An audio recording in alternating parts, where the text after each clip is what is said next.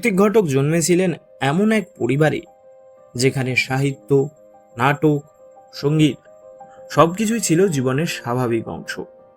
তার বাবা সুরেশচন্দ্র ঘটক ছিলেন একজন ম্যাজিস্ট্রেট। তবে তিনি ম্যাজিস্ট্রেট হলেও মনের দিক থেকে ছিলেন একজন সাহিত্যিক।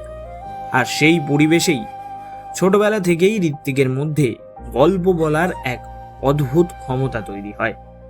পূর্ববঙ্গের গ্রামীণ জীবন, লোকসংস্কৃতি, মানুষের সহজ সরল আবেগ এসব তার মনে গভীরভাবে গেঁথে যায়, যা পরবর্তীকালে তার সিনেমার আবহ, শব্দ এবং চরিত্র নির্মাণে বারবার ফিরে আসে।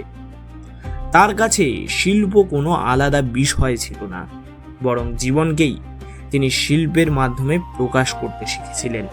কিন্তু এই শিল্পময় শৈশবকে ছিন্ন ভিন্ন করে দেয় দেশভাগ। দেশভাগের ফলে নিজের জন্মভূমি ছেড়ে কলকাতায় উদ্বাস্তু হয়ে আসা তার জীবনের সবচেয়ে বড় আঘাত হয়ে দাঁড়ায়।